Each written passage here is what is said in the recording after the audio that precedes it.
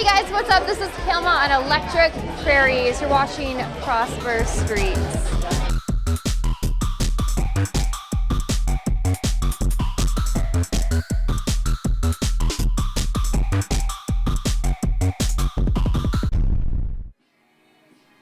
We're here on another episode of Electric Prairies with Kilma, another local favorite DJ. Hey guys. We're also inside of a store in Osborne Village in Winnipeg called For the People.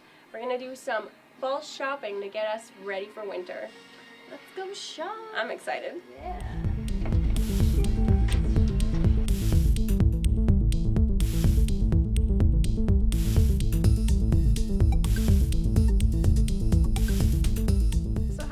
How did you get into writing for DJ Magazine? Like, where did you decide that this was what you wanted to do? So, I have a big imagination, and I just kind of have this thing in my head where I feel like if you want something, you have to go out and get it. You just have to, go to the top of the ladder and say, hey, I want to write for you. This is why I think I'd be great. Here's some examples of my work. These are, the demographic I'm bringing in. So I just put myself out there, started planting seeds, made sure my articles were somehow in their feed or having thought-provoking conversations with those writers of various DJ magazines. Okay, so this girl's thought-provoking, she has intelligent things to say, and she's actively blogging. So yeah, my way of getting in was just basically showing my worth as a writer.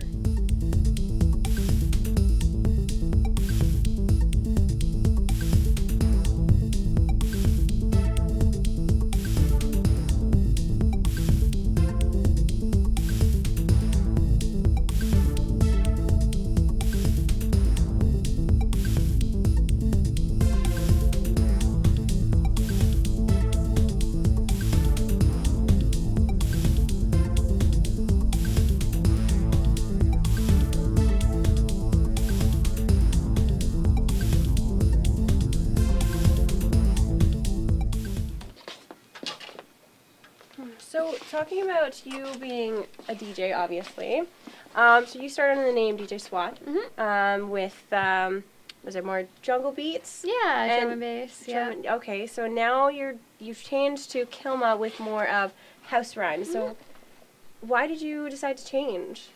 So, that's such a great question and such a long story. So I was on tour, and me and my husband were out in Vancouver for dinner with a friend. She wanted to write an interview on SWAT, but she was very honest with me. She said, I don't really know what angle to go. I feel like your brand doesn't really have a lot of direction. And it really got me to think about what my brand represented and how people had known SWAT for such a long time as this drum and bass DJ. When I'd go out to play house, they're like, what is going on? Who is this girl? Where's her drum and bass music? So I just severed the cord and started fresh. I took about 6 months researching like crazy to decide, from my name to what that image would look like, and how I would do this differently moving forward. So yeah, it was one of the best career moves I made for myself because I needed a brand that could go in a different direction and change some more, and it wouldn't be confusing to my clientele. So what kind of advice would you have then for another DJ that wants to either change their genre or change their name like you did? Would they do the same thing you did and change both at the same time? Or how do you think is the best way to go about that? Right. I think there's a lot of different ways that you can go about it. Hollywood Hype went to John Skeen, and he was really smart about it. So, he kept with a lot of the similar music, but his brand was going in a different direction, and he wanted to drop that title and start fresh. Some people might want to do both, change the name and the music. Some people are, they've got their alias and a persona to that, and some people, are their own image. So it's all dependent on the individual. I would definitely recommend do as much research as possible before moving forward, and really understand your brand, your demographic, and how you're going to creatively market yourself. Make sure you've got all of that stuff ready to go before you push that brand out. Because a lot of people make the mistake of, hey, this is my new DJ name, and it's just not as much of a bang as opposed to, and the new logo and the website and this is what I'm doing now. So if you're gonna do it, brand with a bang, right? Just really go for it and yeah, have fun with it. Definitely. Oh.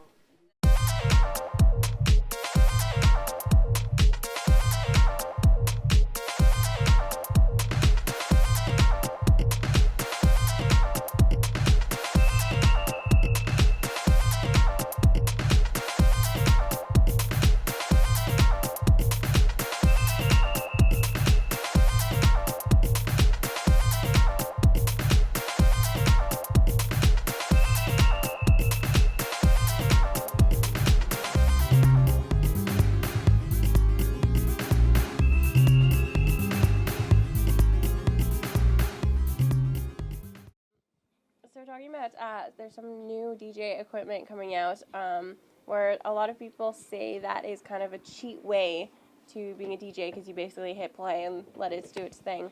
Do you think, what are your thoughts about it? Do you think you'll ever change to new stuff, seeing as how you play CDJs now? Right. Well, I started on vinyl. I worked my way into CDJs simply because vinyl is too expensive, very heavy to travel with. And, CDJs, even just like a USB, you just plop it in, you're ready to go. So that's lovely.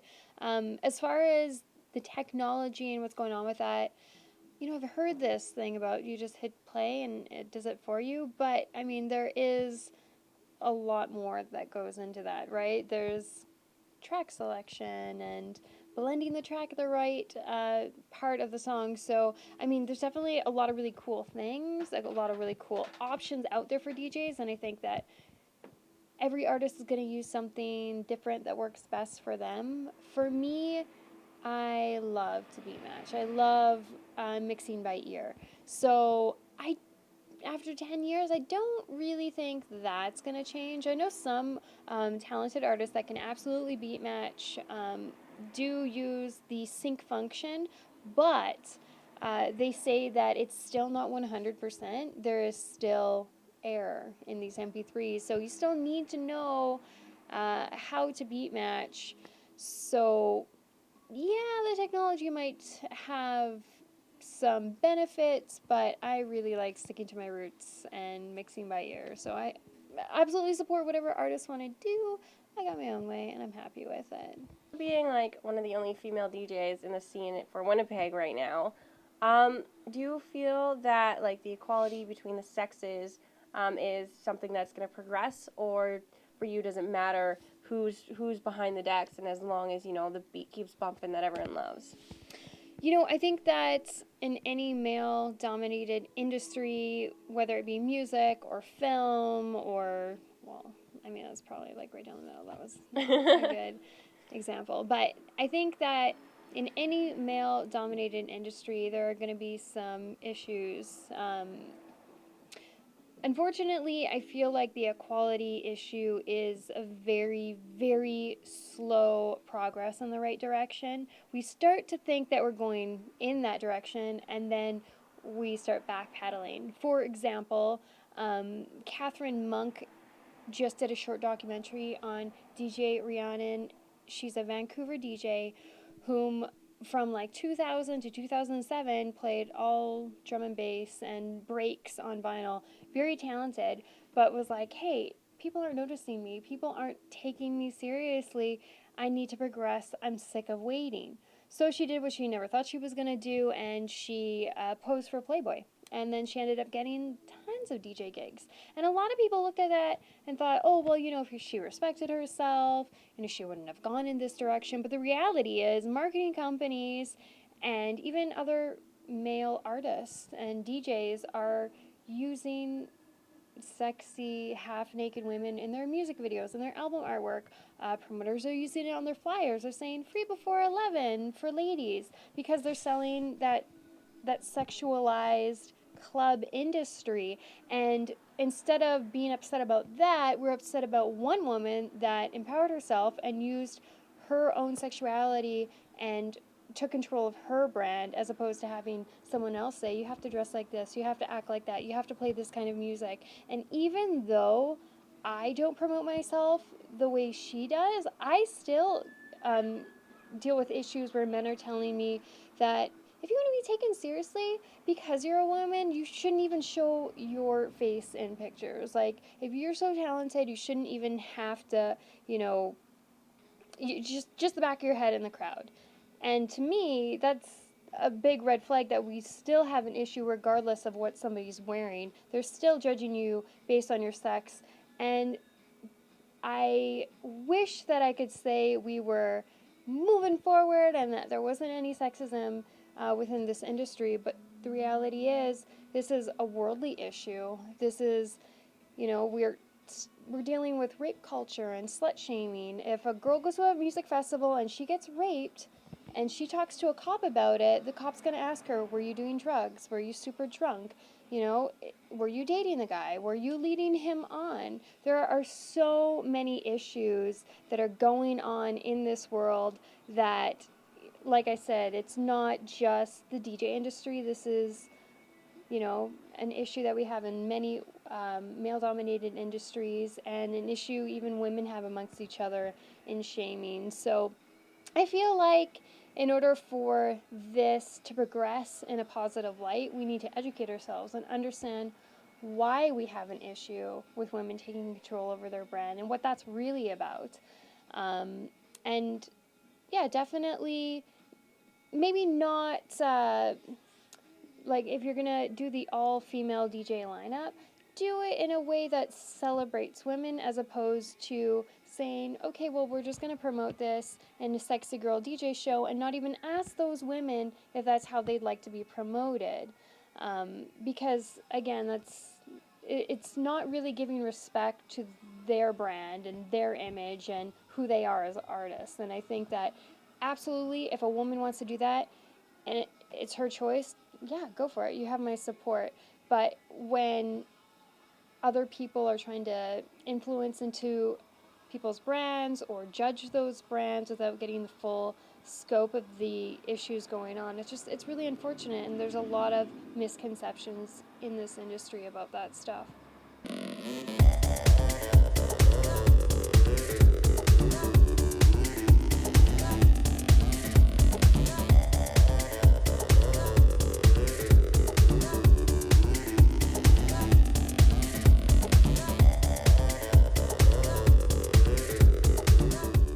So we also heard that recently you just got married. Yay. Congratulations. Thank you. Do you want to talk about your wedding, like some of your Sure. favorite moments? We heard that your dress was super fantastic.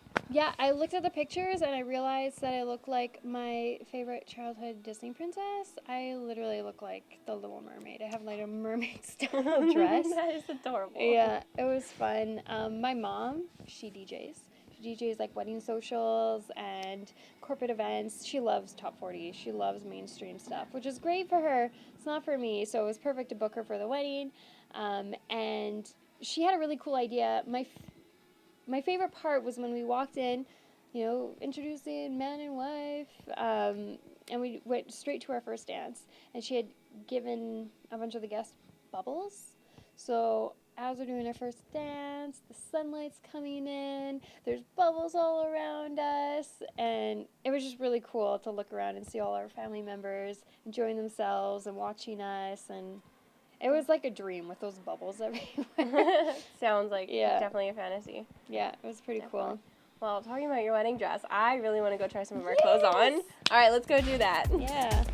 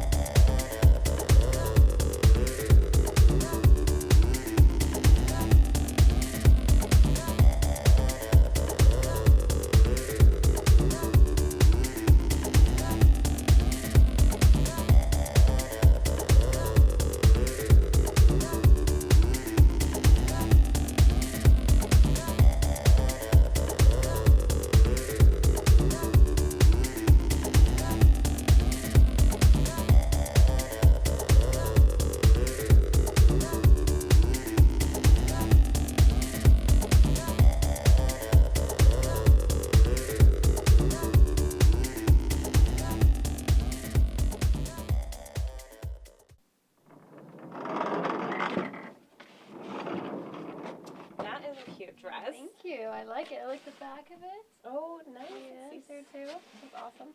I just decided to wear the comfy sweater because it is that time of year. Yeah.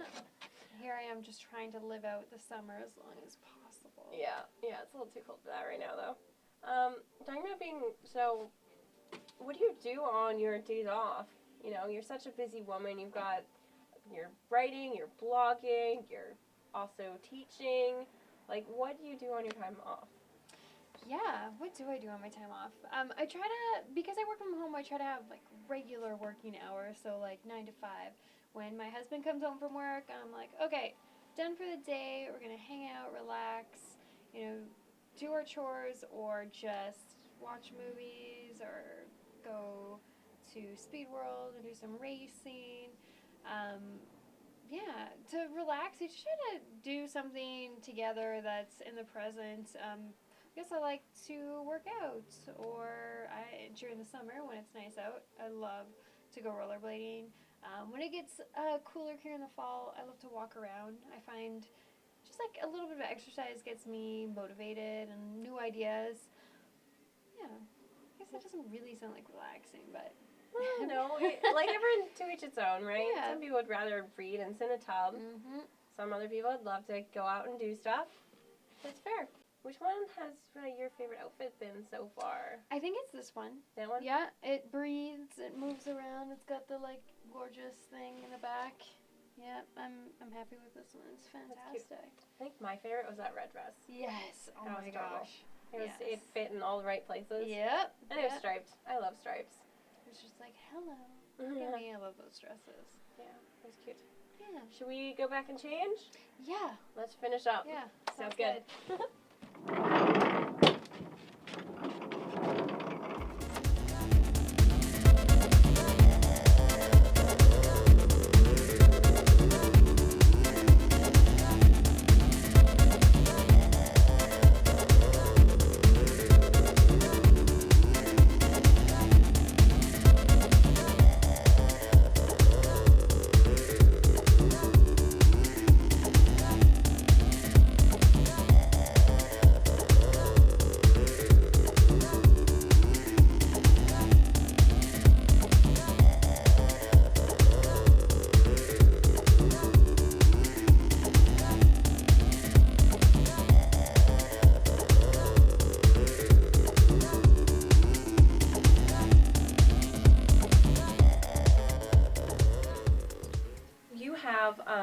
Workshops as well that a lot of people can contact you and come in and do it. So what do they learn during your workshops? Like what do you have for them? Yeah, for sure. So when people want to take the Brand Me Silly class, we're going to touch on branding, how to creatively market yourself, from demographic to advertising on social media and the different lingos that each social media platform has. We touch on how to deal with unprofessional promoters, we don't just deal with DJs. A lot of different business owners will come as well to learn how to navigate through that world of advertising to create authentic followers, fans, clientele, as opposed to just, doing a big, huge net and grabbing whoever they can. So in a nutshell, I guess we're teaching them how to brand themselves better. So that's definitely a good way to go with that. Where can our fans and viewers go to find your basement sessions? If they go to kilmamusic.com, it'll go directly to our radio show, which is really wicked. We started on Ustream.tv, and we have since changed over to the mixlive.tv platform. It's a lot more DJ friendly. You can watch it on your mobile at any time. Unfortunately, with Ustream, you can only watch the live events on your phone. So we are really happy with this new platform, and yeah, you have to stay tuned because we've got a lot of exciting information for the DJs that are going to come play that show as well. Oh, that sounds awesome. So do you want to tell our viewers and your fans where everyone can find your music as well? Yeah, if you go to don'tkillmavibe.com, all of my social media contacts, email are all right there in one spot. You can also email me at beats@kilmamusic.com. I'm sure you guys will have links in the description for people, so I don't have to spell that out, right? No, Okay, we'll have it. yeah. Somewhere down Okay, at the cool. bottom, right? Yeah, here or here. Yeah, it's somewhere around here. Well, thank you so much for spending the time with us. Thank you for having me. Not a problem. Thank you guys for shopping with us, even though it's supposed to be for fall, but it never turns out that way. I'd also like to thank Anne from For the People for letting us film and try some stuff on inside Osborne Village, and we hope to see you guys next time on Electric Prairies.